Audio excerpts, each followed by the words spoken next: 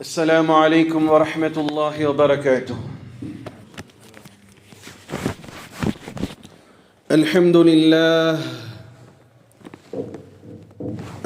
لله أستعينه وأستغفره ونعوذ بالله من شرور أنفسنا ومن سيئات أعمالنا من يهده الله فلا مضل له ومن يضلله فلا هادي له وأشهد أن لا إله إلا الله وحده لا شريك له وأشهد أن سيدنا ونبينا ومولانا محمدا عبد الله ورسوله صلى الله عليه وعلى آله وصحبه وسلم تسليما كثيرا أما بعد فقد قال حق سبحانه وتعالى في القرآن العظيم والفرقان المجيد فأعوذ بالله من الشيطان الرجيم بفضل بسم الله الرحمن الرحيم ما كان محمد أبا أحد من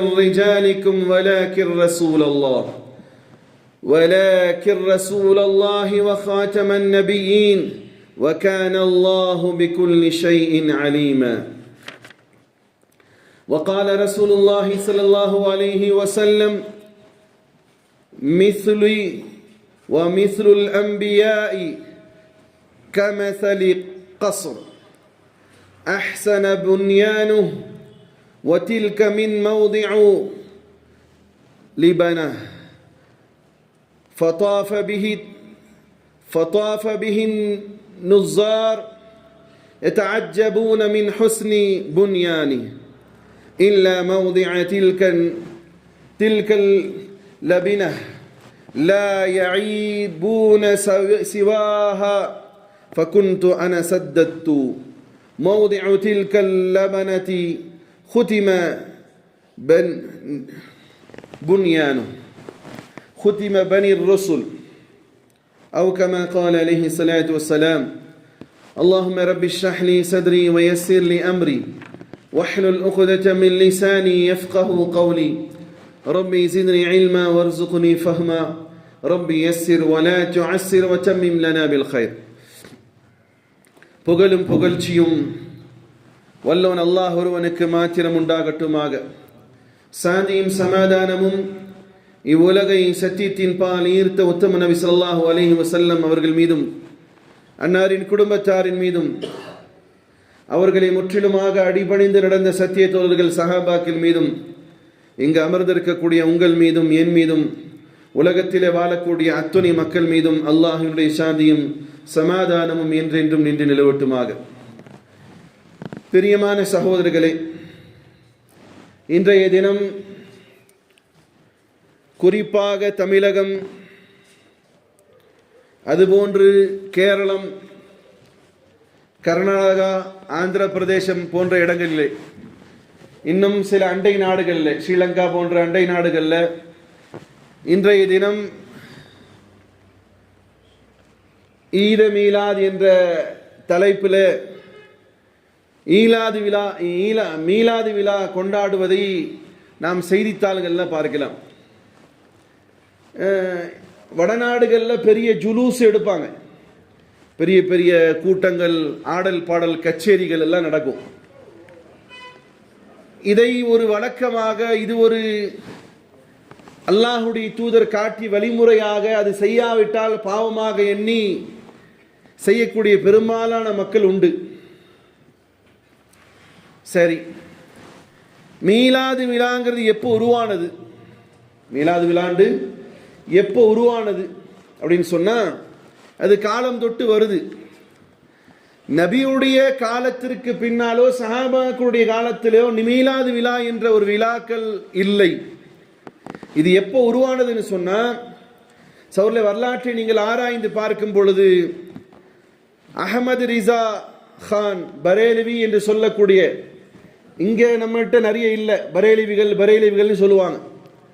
இப்போ பரேலிவிகளுடைய தலைவர் தான் இந்த மீலாது திருவிழா அல்லது மீலாது நபி விழா அல்லது ஈது மீலாது என்ற விஷயங்கள்லாம் துவங்கியது அவருடைய காலகட்டத்தில். ஏன் அவரும் அதை உருவாக்கினாருங்கிறத நம்ம ஆராய்ந்து பார்க்கும் பொழுது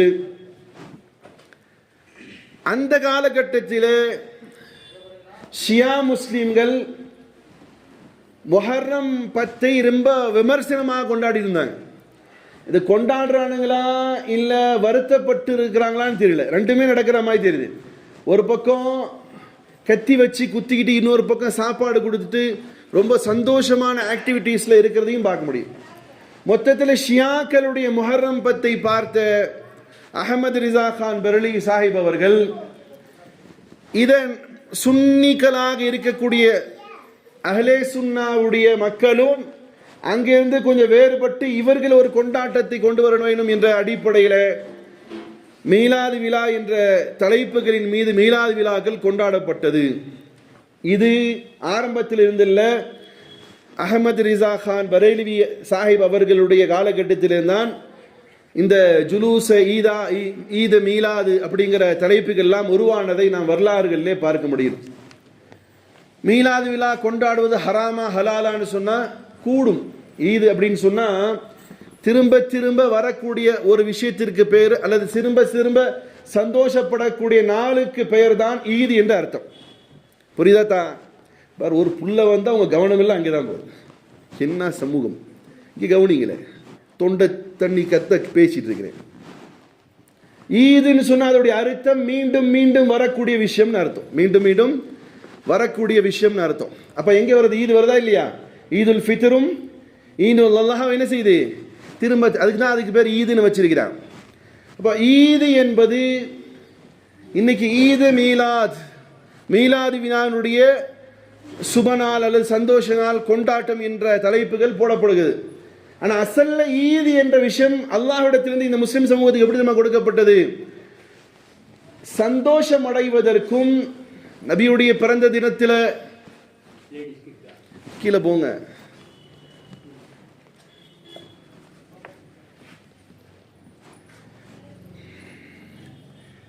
ஈது என்ற அல்லாஹ்விடத்திலிருந்து கொடுக்கப்பட்ட அந்த தினம் எப்படின்னு சொன்னா, அல்லாஹ் ஈதுல் ஃபித்ரை கொடுத்திருக்கிறான், ஈதுல் அல்ஹாவை கொடுத்திருக்கிறான்.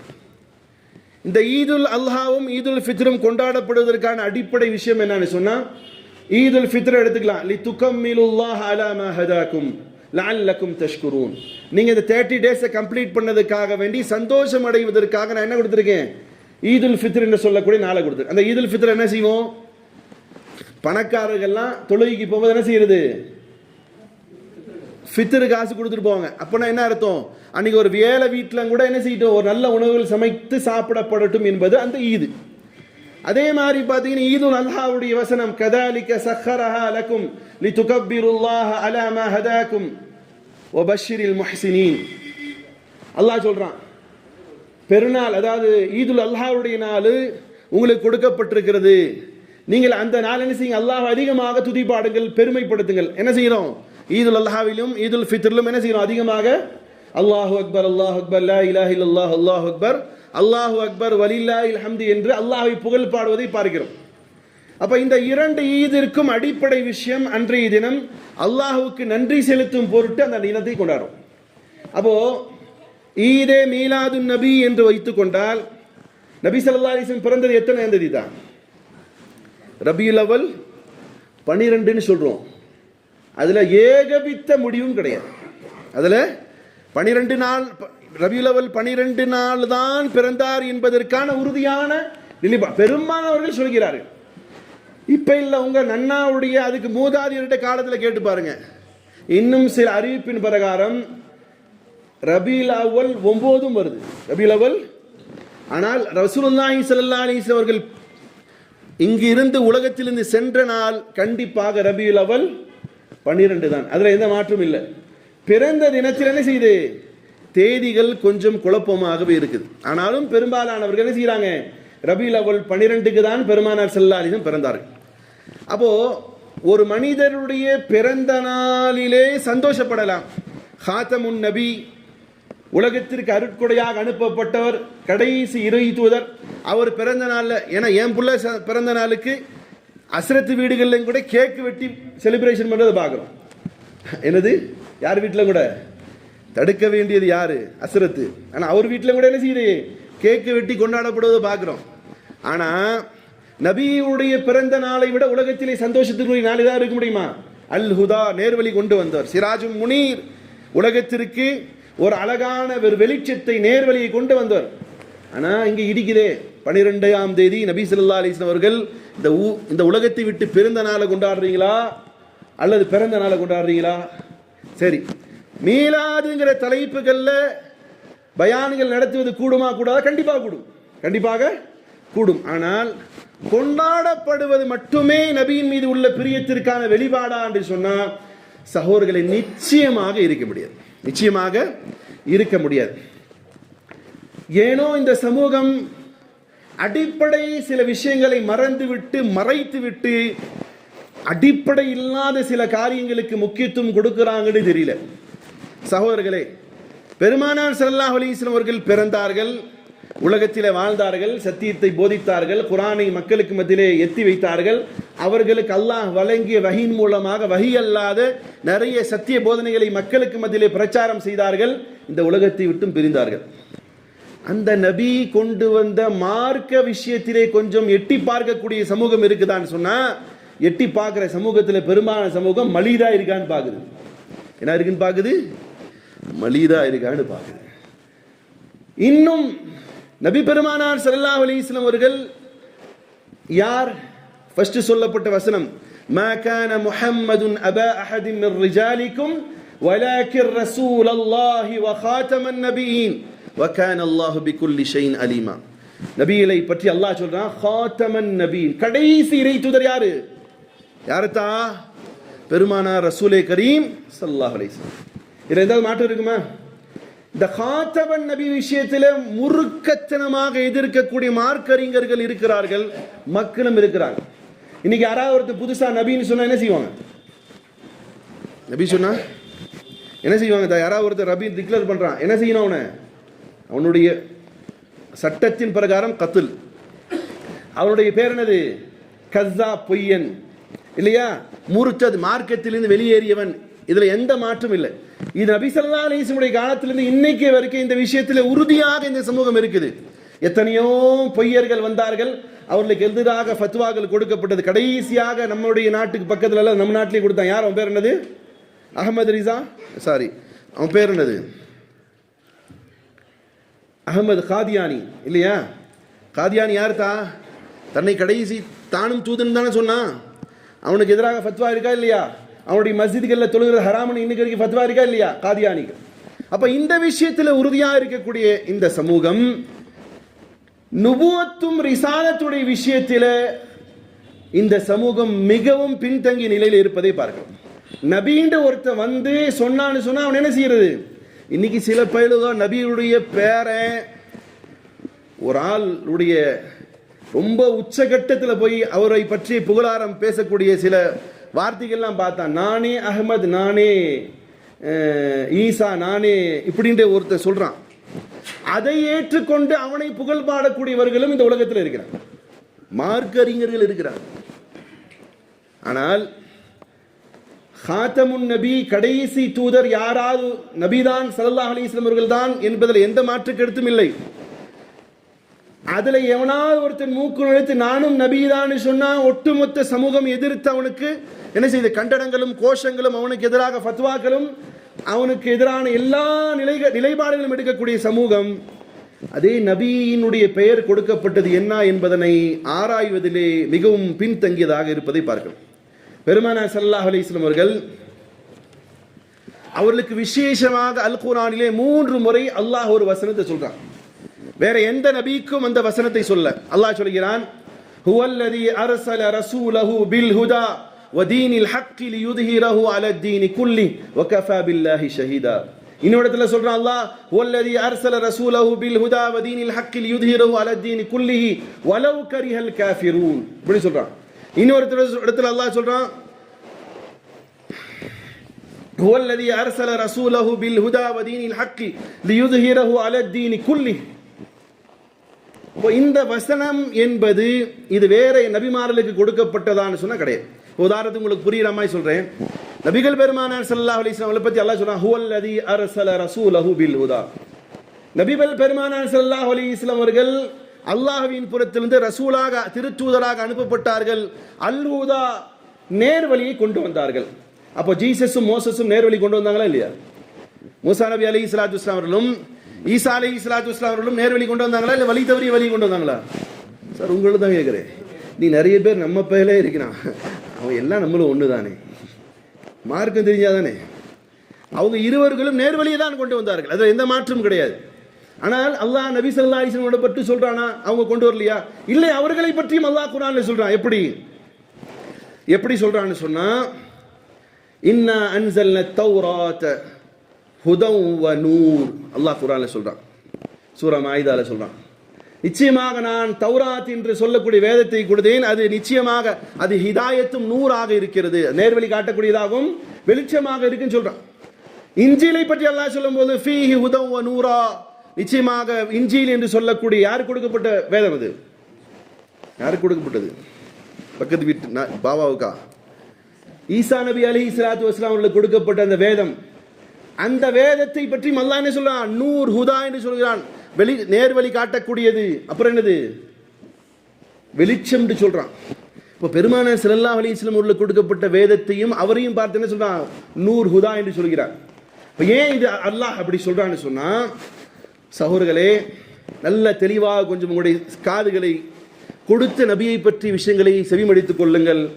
அல்லாஹ் இந்த தூதர் ஸல்லல்லாஹு அலைஹி வஸல்லம் சொல்லும் பொழுது இதை சொல்லிவிட்டு பில் ஹுதா வ தீனில் ஹக், உண்மையான மார்க்கத்தை உமக்கு கொடுத்திருக்கிறோம் நபியே, லியுத்ஹிரஹு அலா தீனி குல்லி, நீங்கள் வந்ததற்கு பிறகு உலகத்தில் இருக்கக்கூடிய அத்துணை மார்க்கங்கள், மதங்கள், கொள்கைகள், கோட்பாடுகள், சிந்தனைகள், கற்பனைகள் எல்லாத்தையும் உம்முடைய மார்க்கம் மிகைக்க வேண்டும் என்று ஆர்டர் கொடுக்கிறான். அந்த ஆர்டர் யாருக்கு கொடுக்கல? ஏனை இறை தூதர்களுக்கு கொடுக்கல. அல்லாஹ்வுடைய தூதருக்கு என்ன சொல்றான்? உங்களை லியுத்ஹிரஹு அலா தீனி குல்லி, உங்களுடைய கொள்கையும் கோட்பாடும், எல்லா கோட்பாடுகள், கொள்கைகள், மதங்கள், அதை எல்லாத்தையும் இது விளங்கி மேலோங்கி இருக்கணும். வலவ் கரிஹல் முஷ்ரிகூன், நிராகரிப்பவர்கள் அதனை வெறுத்த பொழுது சொல்றான். ஏனோ இந்த வசனங்கள் நம்முடைய காதுகளை செவிமடுப்பதற்கு உள்ளம் அச்சப்படுவதை பார்க்கிறோம். அல்லாஹ் என்ன சொல்றான்? இந்த தூதரை பார்த்து, முஹம்மது ஸல்லல்லாஹு அலைஹி வஸல்லம் பார்த்து என்ன சொல்றான்?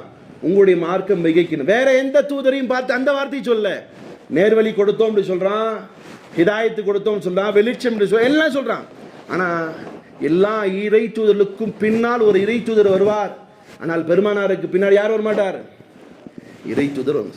அதுக்குதான் பெருமானார் ஸல்லல்லாஹு அலைஹி வஸல்லம் சொன்னார்கள், புகாரிலும் முஸ்லிமில் பதிவு செய்யப்பட்ட ஹதீஸ், அபூ ஹுரைரா ரலியல்லாஹு அன்ஹு அறிவிக்கிறார்கள், மிஸ்லி வ மஸலுல் அன்பியாஇ கமஸலி கஸர், நபியே சொல்கிறார்கள், நானும் பிற என் மாதிரி அனுப்பப்பட்ட இறை தூதர்களுக்கும் ஒப்பானது எது தெரியுமா?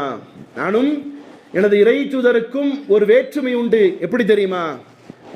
கமஸலி கஸர், மிஸ்லி வ மிஸ்லுல் அன்பியா, நானும் என்னை போன்று அனுப்பப்பட்ட இறை தூதர்களும் எப்படி உதாரணம் தெரியுமா? கமஸலி கஸ்ர், ஒரு கோட்டையை போன்றது, ஒரு கோட்டையை போன்றது. அஹ்ஸனு புன்யான், அது அழகாக கட்டமைக்கப்பட்டது. உங்களுக்கு புரியணும்னு சொன்னா, ஒரு வீடு மாதிரி, அந்த வீடு அழகாக கட்டப்பட்டது. வதரிக மின்ஹு மௌதிஉ லபன, அந்த கட்டப்பட்ட ஒரு வீட்டிலே ஒரே ஒரு செங்கல் மட்டும் இடைவெளியாக இல்லாமல் இருக்கிறது. புரியுதாத்தா? அடுத்து உங்க சிந்தனை வீட்டுக்கு போயிடுவோம், நம்ம இன்னைக்குடா லோன் வாங்கி கட்டுறது வீடுன்னு. ஒரு வீடு கட்டப்பட்டுள்ளது, அழகாக கட்டப்பட்டுள்ளது, அந்த வீட்டில் ஒரே ஒரு கல் குறையாக இருக்கிறது. ஃபதாஃப பிஹின் நுஸார், அதை வந்து சுற்றி பார்க்கக்கூடியவர்கள் பார்க்கிறார்கள். யதஅஜ்ஜபூன மின் ஹுஸ்னி புன்யானா, அது அழகாக கட்டப்பட்டுள்ளதை பார்த்து மிகவும் சந்தோஷம், ஆனந்தம் அடைகிறார். வாவ், என்ன சூப்பரா கட்டப்பட்டிருக்குது. இல்லா மௌதிஅ தில்கல் லபனி, ஆனால் அந்த குறையாக இருக்கக்கூடிய அந்த கல்லின் பக்கமாக யாருடைய பார்வையும் செல்லவில்லை. யாருடைய பார்வையும் அழகான பக்கம் போயிருச்சு. கல்லுக்கு பக்கத்துல செய்யல, நம்மால கட்டி வச்சிருப்பான் பாருங்க. பெரிய 1 கோடி ரூபாய் வீடு போட்டு கட்டியிருப்பாரு, 1 கோடி ரூபாய்க்கு வீடு கட்டியிருப்பாரு. அப்புறம் என்ன செய்வாரு? 1 கோடி ரூபாய் கட்டின வீட்டுக்காரரு 10,000 ரூபாய்க்கு ஹஜரத்துகளை கூப்பிட்டு குரான் காரி நடத்துவார் அல்லது மௌலூத் நடத்துவார். நான் அதுக்கு மேலே உங்களுக்கு கொடுக்கறதுக்கு நீங்கள் தகுதி இல்லை அசரத்துக்குலேங்கிற மாதிரி. அப்படிதானே பொதுமக்களை, உங்களுடைய ஹஜரத்மாருடைய கண்ணி உங்களுக்கு பெரிய அளவில் எவ்வளோ 500 ரூபா கொடுத்துட்டீங்கன்னா அது பெரிய காசு. கோடி ரூபா கட்டினாலும் போனால் போதும் ஹஜரத்துக்களை ஒரு 10 பேரை கூப்பிட்டு ஒரு மாதம் செலவுக்கு எவ்வளோ வேணுமையா, சாப்பிடுங்க சந்தோஷம் கொடுக்க முடியுமா, அந்த மனசு வருமா? 500 ரூபாய்க்கு மேலே போகாது. அதையும் நாங்கள் வந்து வாங்குறோம் நிற்கக்கூடிய ஆளுங்க உண்டு. ஹாய், இப்போ 1 கோடி ரூபா போட்டு கட்டி ஃபர்ஸ்ட் நாள் மட்டுமே என்ன செய்வார், ஹஜரத்துக்களை கூப்பிட்டு ஒரு மௌலூதும் குரான் காணியை முடிச்சுட்டு அப்புறம் என்ன செய்வார் தெரியுமா, இந்த ஹஜரத்துக்களை வச்சு ஓதுனது மீலம் கூட அவருக்கு நம்பிக்கை கிடையாது. வீட்டுக்கு முன்னாடி அந்தாள் சிலையை ஒன்று வச்சுக்குவான். யார் சிலையை வச்சுக்குவார்? இல்லாட்டி பூசணிக்காய் வாங்கி அதில் ஒரு பொம்மையை உறைஞ்சி வீட்டுக்கு முன்னாடி தொங்கிடுவார். எதுக்கு தான்? எதுக்கு? கண்டிஷ்டி போகிறதுக்கு தான். இதுதான் மார்க்கத்தில் சொல்லப்பட்டிருக்கு. அந்த வீட்டில் குரானே ஓத வேண்டாமே, அந்த 10,000 ரூபா மிச்சப்படுத்திட்டு நீ உன்ன மாதிரியே ஒரு ஃபோட்டோ ஒட்டி வச்சுக்க வேண்டாம், என்னை பார் யோகம் வரும்ண்டு. ஏன்டா அப்போ இன்னைக்கு மார்க்கங்கிற பெயரால் என்னென்ன நடக்குது பாருங்க. சரி, நான் அந்த மாதிரி அங்கிட்டு என்னன்னா அந்த குறையை பார்க்கவே மாட்டாங்க, எதுனா கண்ணு வச்சிட மாட்டாங்க, நேரம் அந்த பூசணிக்காக போயிடும் கண்ணு. இப்போ இந்த அழகான வீடை பார்த்தவர்கள் யாருமே இந்த குறையை பார்க்கவில்லை. நபிகள் பெருமானார் ஸல்லல்லாஹு அலைஹி வஸல்லம் இது ஹதீஸ்க்கு இப்போ வந்துருங்க, இது செய்யறது கூட பூசணிக்கால சத்து இருந்தா எதுக்கு தான் நீங்க பூசணிக்கால, அப்புறம் என்னது அந்த கல், படிகார கல், அப்புறம் என்னது இன்னொன்று தொங்கிடுவாங்கல்ல ஒரு லீஃப், ஆலிவேரா அந்த இலை, அப்புறம் ஒரு இது இன்னும் நிறைய முஸ்லீம்களுக்கு தெரியல. வீடுகளில் வாகனத்துக்கு முன்னாடி என்ன கயிறு, கம்ளி கயிறுன்னு ஒன்று வாங்கி கட்டுறாங்க. உங்களுக்கெல்லாம் அப்படி கற்றாளுக்கெல்லாம் மனசாட்சின்னு ஒன்று இருந்துச்சுன்னா அதை கொஞ்சோண்டு ஃபயர் வச்சு எரிச்சு பாருங்க. இந்த பஸ்ஸு லாரி வச்சிருக்கிற ஆள் இல்லை மோட்டார்லேயும் சில பேர் வாங்கி கம்ளி கயிறு என்ன டிஸ்டர்படாது, அட அக்கு முடியப்பா. அது ஒரு ஆள்கிட்ட கட்டியிருந்தார், காருக்கு முன்னாடி சூப்பராக வச்சு அழகாக டெக்கரேஷன்லாம் பண்ணி கட்டி வச்சிருந்தார். நான் போய் கேட்டேன், இது என்னப்பா இது கட்டி வச்சிருக்கேன்னு. உங்களுக்கு ஆகுனா இது மாதிரி ஏதாவது நோனாயமாக பேசுவீங்க. யோ அது என் அக்கு முடியா அப்படின்னு. இன்னும் எவன் அண்டர் ஷேவிங் பண்ணிட்டு வந்தாலும் அந்த முடியெல்லாம் அதில் இருக்கும்டான்னு. இவ்வளோ ₹1,00,000 காசு கொடுத்து வாங்கின காருக்கு முன்னாடி எதை கட்டி வச்சிருக்கேன்னு. சும்மா ஏதாவது பேசாதீங்க. அப்போ நான் சொன்னேன், முடி எரிச்சா ஸ்மெல் வரும் தெரியுமான்னு. அது தெரியுமேண்ணா. அவங்ககிட்டயே ஒரு மேட்சிஸ் பாக்ஸ் வாங்கி அந்த முடியில் அந்த இதை கயிறு, அவன் என்ன சொல்கிறான்னா கம்பளி கயிறு அதுன்னு. கம்பளியும் கிடையாது, ஒரு வெங்காயம் கிடையாது. அது எரிச்சதுக்கப்புறம் ஆமாங்க என்ன முடி ஸ்மெல் வருதுன்னு. அடா இது பார்பர் ஷாப்பில் கிடக்கிற முடியெல்லாம் பொறுக்கி அதை ஒரு கயிறாகி கட்டுறான். அது மேலே இந்த இஸ்லாமிய சமூகத்திற்கு சில பேருக்கு என்ன செய்யுது, நம்பிக்கை வருது. அதை கட்டினா என்ன செய்யாது, கண் திஷ்டி விழாதுங்க. சகோதரர்களே, அந்த மாதிரி பழக்கம் உள்ளவங்களா இருந்தால் இன்னையோட முடிச்சிடுங்க. இப்போ மேட்ருக்கு வர பெருமானார் ஸல்லல்லாஹு அலைஹி வஸல்லம் சொல்றாங்க, அழகாக கட்டப்பட்டுள்ள ஒரு வீடு, அதில் ஒரு செங்கல் மாத்திரம் என்ன செய்யுது, குறையாகி இருக்கிறது. அந்த குறையாக இருக்கக்கூடியதை மக்கள் பார்க்கவில்லை, அழகானது மட்டுமே பார்க்கிறார்கள். கடைசியாக வரக்கூடிய அந்த கல் நானாவேன். ஒரு குறை இருந்துச்சு பில்டிங், அந்த பில்டிங்ல ஒரே ஒரு கல் என்ன இருக்கு, குறையா இருந்துச்சு, அதை யாரும் பார்க்கல, அழகானதை மட்டும் பார்த்து சென்றார்கள். அந்த பில்டிங் கம்ப்ளீட் ஆகப்பட வேண்டும் என்று சொன்னா அந்த கல் ஒன்று வைக்கணுமா இல்லையா, அந்த கல்லாக நான் வந்துள்ளேன், என்னை அல்லாஹ் அனுப்பியிருக்கிறான் என்பதாக ரசூலே கரீம் ஸல்லல்லாஹு அலைஹி வஸல்லம் சொன்னார். அது என்ன, அந்த பில்டிங் நுபுவத்துடைய பில்டிங். பில்டிங் என்னது, இந்த கட்டிடம் என்னது, நுபுவத். அந்த பில்டிங்கின் அந்த நுபுவத்துடைய அந்த கட்டிடம் முழுமை அடைவதற்கு அல்லாஹ் ரப்புல் இஸ்ஸத் பெருமானார் ஸல்லல்லாஹு அலைஹி வஸல்லம் அவர்களை காத்தமுன் நபியாக, கடைசி நபியாக அந்த கல் இணைக்கப்பட்டதற்கு பிறகு கம்ப்ளீட் ஆனது போன்று மார்க்கமும் நபி ஸல்லல்லாஹு அலைஹி வஸல்லம் அவர்களோடு கம்ப்ளீட் ஆகிவிட்டது. அதற்கு பிறகு எவனுக்கும் அதிகாரம் கிடையாது.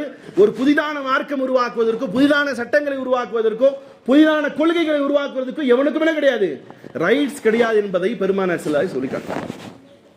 அப்போ பிரியமான சகோதரர்களே, அல்லாஹ்வுடைய தூதர் ஸல்லல்லாஹு அலைஹி வஸல்லம் அவர்களை அல்லாஹ் சொல்கிறான், அல் ஹுதா, நேர் வழிப்படுத்தக்கூடியவர்கள். அப்போ நபிமார் ஏனைய இறை தூதர்கள் ஃபர்ஸ்ட் சொன்ன மாதிரி ஏனைய இறை தூதர்களும் நேர்வழி தான் கொடுத்தார்கள். நபி ஸல்லல்லாஹு அலைஹி வஸல்லம் அவர்கள் எப்படி நேர்வழி கொடுக்குறாங்கன்னு சொன்னா, அல்லாஹ் ரப்புல் இஸ்ஸத் ஹஜ்ரத் ஆதம் அலைஹிஸ்ஸலாத்து வஸ்ஸலாம் பேசுறான். எப்படி பேசுறான்னு சொன்னா, ஃபலம்மா யஅதியன்னகும் மின்னி ஹுதன் ஃபமன் தபிஅ ஹுதாய ஃபலா ஹௌஃபுன் அலைஹிம் வலா ஹும் யஹ்ஸனூன். ஆதம் அலைஹிஸ்ஸலாத்து அல்லாஹ் பேசுறான், ஆதம் அலைஹிஸ்ஸலாம் அவர்களே, உங்களுக்கு பின்னால் உங்களுடைய குழந்தைகளிலே இறை தூதர்கள் நிறைய சாரை சாரையாக வந்து கொண்டே இருப்பார்கள். அப்படி சாரை சாரையாக வந்து கொண்டிருக்கக்கூடிய இறை தூதர்கள் அவரவருடைய காலத்துக்கேற்றவாறு மக்களுக்கு சத்தியத்தை சொல்வார்கள். இப்போ உங்களுக்கு புரியுறதுக்கு சொல்லணும்னா நிறைய பேர் இதில் கன்ஃபியூஸ் ஆயிடுறாங்க தான். ஒரு இடையில ஒரு 10 வருஷத்துக்கு முன்னாடி ஒருத்தரை சந்தித்தேன். அவர் ஏதோ ஒரு கிறிஸ்துவ சகோதரர்கிட்ட போய் நம்மள்கிட்ட போய் ஃபால் கிதாப் பார்க்குற மாதிரி அங்கே போய் என்ன செய்கிறாரு, அவர் ஏதோ ஒரு சிஸ்டத்தில் ஃபால் கிதாப் அப்போ சொல்கிறாரு, அஜித்துங்க எங்கிட்டையும் வந்து கேன்வாஸ் பண்ணுறாரு, உங்களுக்கு ஏதாவது பிரச்சனை இருந்தால் சொல்லுங்கள், ஒரே ஒரு மெழுகுபத்தி கொண்டு போய் பற்ற வச்சு அவர் முன்னாடி உட்காந்து அவர் ஃபுல்லாக சொல்கிறாருன்னு. என்ன சொல்கிறாரு, நம்மளே கேன்வாஸ் பண்ணுறாரு, மாஷா அல்லா நீ செம்ம ஆள்றான். அப்போது என்ன அவர் கடைசியில் சொல்கிறார், எல்லாம் நம்மளும் அவங்களும் ஒன்று தானுங்க, அவங்க வந்து என்ன சொல்கிறாங்க ஜீசஸ்ன்னு சொல்கிறாங்க, நம்ம ஈசான்னு சொல்கிறோம், அவங்க என்ன செய்கிறாங்கன்னா நம்ம நபின்னு சொல்கிறோம், அவங்க அவங்கள கடவுளாக ஏற்றுக்கிட்டாங்க, அவ்வளோதானே சிறுத்து, இதில் பெரிய வித்தியாசம் இல்லைங்கிறார். சில சமயங்களில் அவர்களுடைய டீச்சர்ஸ் புரோகிதர்கள் அல்லது மார்க்கத்தை சொல்லக்கூடிய மக்கள் நம்ம மக்கள்கிட்ட பேசும்போதே நம்ம பையன் ஈமான் குறைஞ்சிடுமோங்கிற மாதிரி இருக்கு. சில பேருடைய பேச்சுக்கள் நீங்கள் பார்த்துக்கலாம். இப்போ நீங்கள் இதில் விளங்க வேண்டியது என்னன்னு சொன்னால், ஒரு காலகட்டத்திலே மனுஷ வீடு எங்கே கட்டினா, ஆரம்ப காலத்தில் மனுஷ வீடு எங்கே கட்டினா, மலைகளில் கட்டினா. எங்கே கட்டினா, மலைகளை குடைந்து வீடுகளை அமைத்து கொண்டான். அப்புறம் கொஞ்சம் அறிவு வந்துச்சு, மண்ணை கொண்டு வீடு கட்டினான். அப்புறம் கொஞ்சம் என்னாச்சு, முட்டை கிட்ட போட்டு அந்த மாதிரி ஒரு டெக்னாலஜி இல்லாமல் ஒன்று பண்ணான். அப்படி அப்படி எப்படி எப்படி எப்படி இப்போ வந்து என்ன பண்ணுறான் மனுஷன், கடலுக்குள்ளார போய் வீடு கட்டுறான். அப்போ டெக்னாலஜி என்ன செய்யுது, வளருது. அப்போ ஆரம்பத்தில் உள்ள மக்களுக்கான மூளைகள் எந்த அளவுக்கோ அதுக்கு தகுந்த மாதிரி அவர்களுக்கான நேர்வழி காட்டப்பட்டுச்சு. கடைசியான இந்த நேர்வழி என்பது அல் ஹுதா என்று சொல்லக்கூடிய நேர்வழி என்பது பெருமானார் ஸல்லல்லாஹு அலைஹி வஸல்லம் வந்துட்டு காமில் முக்கம்மல் முழுமை அடைந்து விட்டது. புரியுதா இல்லையா? இப்ப இதுக்கு பிறகு யாரும் ஹிதாயத்துக்கான வாசலை துறக்க முடியாது. நான் தருகிறேன் என்று சொல்லக்கூடியவன் அல் கஸ்ஸா, பொய்யன் என்றுதான் அவனுக்கு பேர். அப்ப அல்லாஹ்வுடைய தூதர் ஸல்லல்லாஹு அலைஹி வஸல்லம் அவர்களுக்கு கொடுக்கப்பட்ட இந்த ஹிதாயத் என்பது நேர்வழி என்பது உங்களை எப்படி புரிய வைக்கணும்னு சொல்றேன் பார்க்கிறேன். ஆரம்பத்திலிருந்து வந்த அனைத்து இறை தூதர்களும்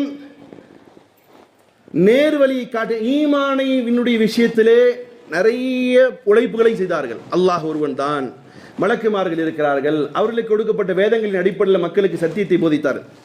ஆனால் பெருமானார் ஸல்லல்லாஹு அதையும் செய்துவிட்டு ஒரு சட்டத்தை இயக்கி கொடுத்தார்கள். சட்டத்தை மனிதர்கள் வாழும் காலம் எல்லாம், உலகம் அழியக்கூடிய காலம் வரும் வரையிலும் ஒரு முழுமையான சட்ட வடிவிலே கொடுக்கப்பட்டதுதான் அல் குர்ஆன் ஷரீஃப் என்று சொல்லக்கூடிய வேதத்தை அல்லாஹ் ரப்பல் இஸ்ஸத் பெருமானார் ஸல்லல்லாஹு அலைஹி வஸல்லம் அவர்கள் சொன்னார். கொடுத்தது மட்டும் இல்லை, ஏனைய இறை தூதர்கள் நாளைக்கு இப்படி கூட வாதிக்கலாமா இல்லையா? என்னட்டு அல்லாஹ் எங்களுக்கும் ஹுதா நேர்வழின்னு தான் சொன்னேன், ஏன்னா எங்களோடதெல்லாம் மாறி போச்சு. நபி ஸல்லல்லாஹு அலைஹி வஸல்லம் வேதம் மட்டும் இன்னைக்கு வரைக்கும் என்ன செய்யல, ஒரு டாட்டும் கூட என்ன செய்யல. கருத்து வேறுபாடுகள் இருக்கலாம், மீனிங்ஸ்ல கொஞ்சம் ஏற்றத்தாழ்வுகள் இருக்கலாம், ஒவ்வொரு ஆள் ஒவ்வொரு மாதிரி எழுதிட்டு போகலாம். ஆனால் அல்லாஹ்வால் அருளப்பட்ட வேதத்தில் இருக்கக்கூடிய ஒரு டாட்டா மாதிரி இருக்கு. அப்பேங்கிற இடத்துல வெறும் டாட் இல்லாமல் வச்சிருக்கிறாங்களா இன்னைக்கு வரைக்கும்? உனக்கு என்ன காரணம் சொன்னா, அல்லாஹ் சொல்றான், இன்னா நஹ்னு நஸ்ஸல்னா ஸிக்ரா வ இன்னா லஹு லஹாஃபிஸ். நபி ஸல்லல்லாஹு அலைஹி வஸல்லம் அவர்களுக்கு கொடுக்கப்பட்ட இந்த ஹிதாயத் என்று சொல்லக்கூடிய நேர்வழிக்கான ஒரு கிதாபாக, புத்தகமாக இருக்கக்கூடிய அல் குர்ஆனை நானே இறக்கினேன், அதை நானே பாதுகாப்பேன். அப்போ பிரியமான சகோதரர்களே, இப்படியாப்பட்ட இறை தூதர், நேர்வழி கொண்டு வந்திருக்கக்கூடிய இறை தூதர், அவருக்கு நாம் செய்யக்கூடிய கண்ணியம் என்னான்னு சொன்னா, வருஷத்துல எத்தனை நாள் இன்னியோட அந்த பள்ளிவாசல்ல இருக்கக்கூடிய, அதுக்கு பேர் என்னமோ சொல்லுவாங்கல்ல, அந்த டூம் மாதிரி ஒன்று செட் பண்ணி, ஆல்ரெடி ஒரு ரூஃப் இருக்கு, அதுக்குள்ளார ஒரு ரூஃப், அந்த துணிகள்லாம் கழட்டப்பட்டு இனி அடுத்த ரபியுல் அவ்வல் 1 என்னைக்கு வருதோ அன்னைக்கு என்ன செய்வோம், நபியை புகழ் பாடுவோம். அப்படியா அந்த இறை தூதராத்தான் நமக்கு கொடுக்கப்பட்ட இறை தூதர்? அப்படியா நபி ஸல்லல்லாஹு அனைதினமும் ஒவ்வொரு காரியம் நீங்கள் செய்யும் பொழுது நபி என்ன செய்தார்கள் சொன்னார்கள் என்று ஃபாலோ செய்யக்கூடிய மக்கள் வருடத்திலே ஒரு முறை மாத்திரம் என்ன செய்யறது, நபியை புகழ் இது எந்த விதத்தில் நல்லதாக இருக்கும்? ஒரு ஆரோக்கியமான சமூகமாக இருக்குமா? அதுக்கு ஆயிரம் சில பேர் பெருசா வாட்ஸ்அப் இன்ஸ்டாகிராம்ல பார்க்கறது இல்லை.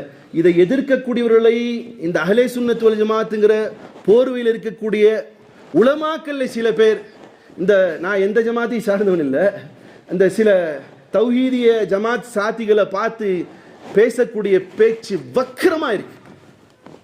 நேற்று ஒரு வீடியோ பார்த்து, இப்படியுமா பேசுவாங்க? எப்பா உனக்கு கூட நினைக்கிறியா, செய்யறியா, செஞ்சுக்கோ, மறுமை நாள் அல்லாட்ட நீ போய் சொல்லு. அவன் கூடாதுன்னு சொல்றானா அதோட அவனுடைய விஷயத்தை விட்டுட்டு போ. அவனை எதுக்கு ஊர் மக்களுக்கு மத்தியில் அவ்வளோ அசிங்கமான பேச்சுக்களை பேசணும்? இது ஃபர்லா, இது கட்டாயமான காரியமா? இல்லை. ஆனாலும் கூட இதை மிகப்பெரிய அளவிலே கொண்டு போய் இதையிலே தன்னுடைய வளங்களை வளர்த்துக் கொள்வது என்பது உள்ளபடியே அல்லாஹ்வினுடைய கட்டளைக்கு மாற்றம் செய்யக்கூடிய காரியமாக வரும். சகோதரர்களே, பெருமானாருடைய புகழ் நீங்களும் நானும் பாடுவது என்ன? போன வாரம் சொன்னேன், அல்லாஹ்வை விட பெருமானாரை புகழ் பாடக்கூடியவன் இருக்கானா? அல்லாஹ்வை சொல்றான், இன்னல்லாஹ வ மலாயிகத்தஹு யுஸல்லூன அலன் நபி யா அய்யுஹல்லதீன ஆமனூ ஸல்லூ அலைஹி வஸல்லிமு தஸ்லீமா. அல்லாஹ்வை விட புகழ பாடக்கூடியவன் யாரும் இல்லை. அல்லாஹ்விடத்தில் நபியை புகழ் பாடக்கூடிய எல்லா விஷயங்களையும் விட்டுவிடுவோம். ஏனையவர்களும் கூட இன்னைக்கு நீங்க எடுத்து பாருங்க, தி ஹிஸ்டாரிக்கல் ரூல் ஆஃப் இஸ்லாம், ஒரு மாற்று மத ஒரு கம்யூனிஸ்ட் சித்தாந்தத்தில் இருக்கக்கூடிய சகோதரர் எழுதியிருக்கக்கூடிய விஷயங்களை பார்த்தீங்கன்னா பெருமானாரை அவ்வளோ அழகாக போலுகிறார். அவர் சொல்லக்கூடிய வார்த்தை, புரட்சிகள் எத்தனையோ வந்தது, நபியை போன்ற ஒரு புரட்சியை கொண்டவர் உலகத்திலே கிடையாது. எப்படி புரட்சின்னு சொன்னா, அலெக்சாண்டரும் என்ன செய்கிறார், ஒரு புரட்சியை கொண்டு வந்தார். இன்னும் அவர்களை போன்ற எத்தனையோ உதாரணம், கொஞ்சம் டைம் ஆயிடுச்சு. அப்ப இவர்களை போன்ற எத்தனையோ பேர் உலகத்தில், நான் உலகத்தை வெல்வேன், கட்டியை காப்பேன் என்று சொல்லக்கூடிய எத்தனையோ பேர் வந்தான், லெட்டர்ஸை போட்டான். ஆனால் பெருமானார் ஸல்லல்லாஹு அலைஹி வஸல்லம் அவர்களும் அவருடைய காலத்திலும் அவர்களுக்கு பின்னால் சஹாபாக்களும் பல நாடுகளுக்கு கடிதங்களை எழுதி அனுப்பினாங்க, நீங்கள் சத்தியத்தை ஏற்றுக்கொள்ளுங்கள், இஸ்லாத்தின் வழியிலே வாருங்கள். ஆனால் அந்த லெட்டர்கள், இவர்கள் கொண்டு போன லெட்டர்கள் எல்லாம் அந்த நாட்டை அழிவின் பக்கமாக கொண்டு போனது, அல்லது அழிச்சாட்டியும் செய்து அழித்த நாடுகளை அகபரித்தார்கள், ஆக்கிரமித்தார்கள். அது மாதிரி லெட்டரும் இந்தியாவுக்கும் வந்துச்சு. பெருமானார் ஸல்லல்லாஹு அலைஹி வஸல்லம் காலத்துக்கு பின்னால் சஹாபாக்கள் என்ன செய்றாங்க, இங்கும் வந்தார்கள். அழகிய தஹசீப், அழகான ஒரு வாழ்க்கை முறை, கலாச்சாரத்தை உலகமெங்கிலும் பெருமானார் ஸல்லல்லாஹு அலைஹி வஸல்லம் மட்டும்தான் கொண்டு போனார்கள் என்பதனை தி ஹிஸ்டாரிக்கல் ரூல் ஆஃப் இஸ்லாம் என்ற புக்கில் எழுதப்பட்டதை பார்க்கலாம்.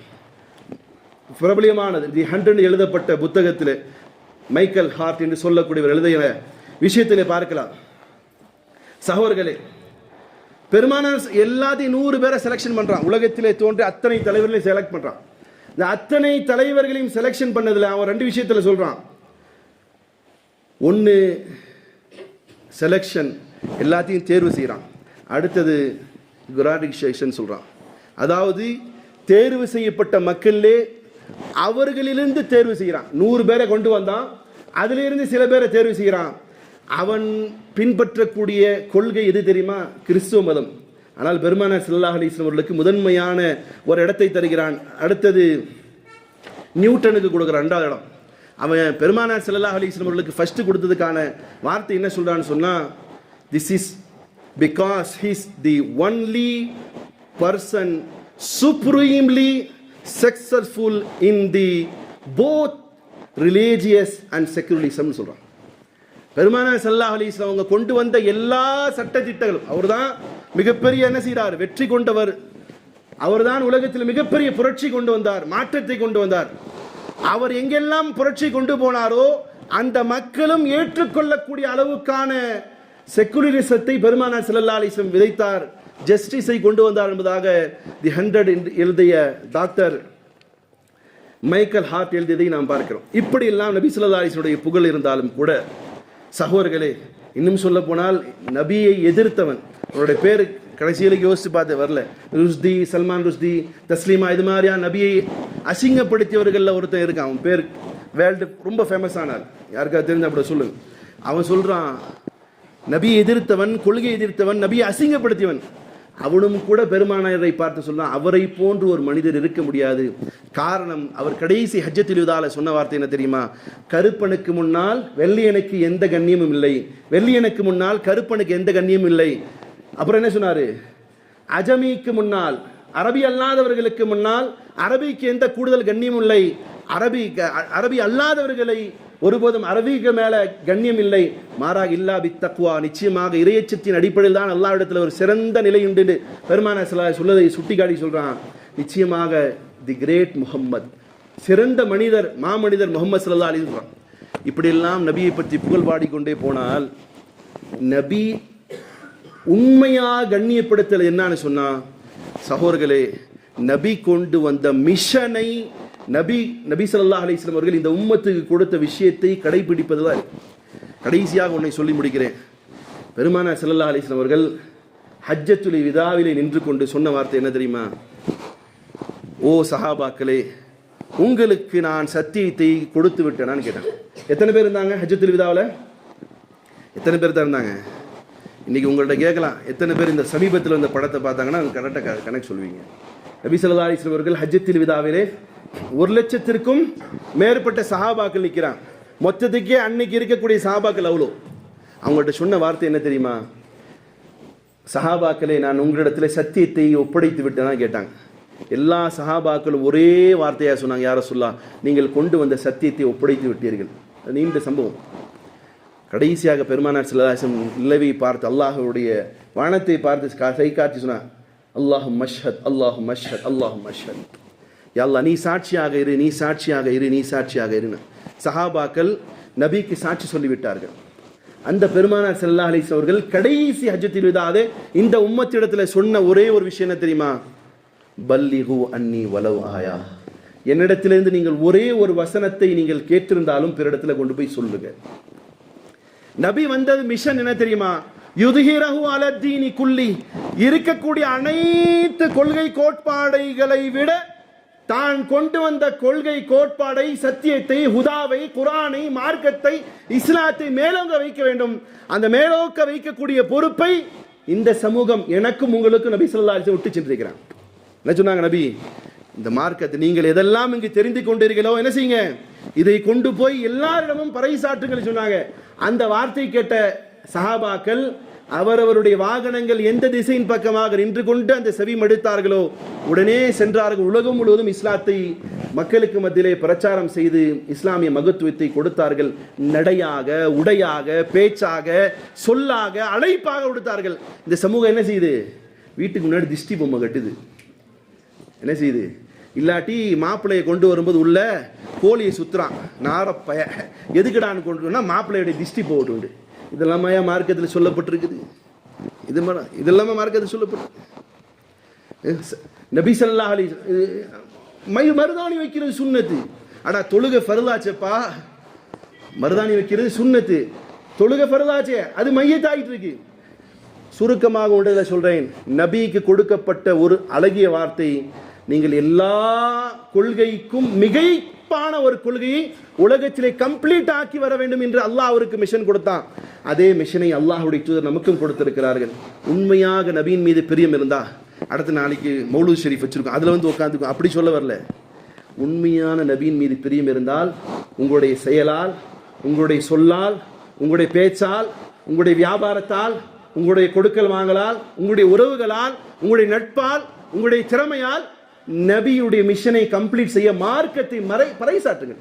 இஸ்லாம் என்பது உங்க அத்தாவுடைய சொத்தா? உங்க அத்தா சொத்தாத்தா வீட்டில் பூட்டி வச்சுக்கிறது. குரான் வந்து உங்க அம்மாவுடைய சொத்தா? யாருடைய இது குரான்? யாருது? ரஹ்மத்துல் லில் ஆலமீன், ஒட்டுமொத்த உலகத்திற்கும் சொந்தமானது. நபி உங்களுக்கு மட்டும் சொந்தமா? நபி உங்களுக்கு மட்டும் சொந்தமாத்தா? நபி யாருக்கு சொந்தம் சார்? உங்களுடைய நண்பர் இருக்கான் இல்லையா, உங்களுடைய நண்பன் முருகன் அல்லது வேற ஏதாவது பேருடையவனுக்கும் நபி, அவனுக்கும் நபி தான். அந்த நபி செஞ்ச வேலை சத்தியத்தை மக்களுக்கு மத்தியில் கொண்டு போய் சேர்த்து கொண்டே இருந்தார்கள். சஹாபாக்களும் இங்கு வந்து இந்தியாவிலே அவர்களுடைய செயலால் மக்களுக்கு மத்தியிலே சத்தியத்தை பறைசாற்றி கொண்டே இருந்தார்கள். ஒரு முஸ்லிம் என்று சொன்னால் இப்படி இருப்பான் என்பதனை பறைசாற்றக்கூடிய வாழ்க்கை வாழுங்கள். நிச்சயமாக அதுதான் நபியின் மீது உள்ள பிரியத்திற்கான வெளிப்பாடாக இருக்கும். அப்படியாப்பட்ட முஸ்லிம்களாக வாழ்வதற்கு அல்லாஹ் என்னையும் உங்களையும் தௌஃபீக் செய்யட்டுமாக. வாஹிர் அல்ஹம்துலில்லாஹ் ரப்பில் ஆலமீன். ربنا آتنا في الدنيا حسنة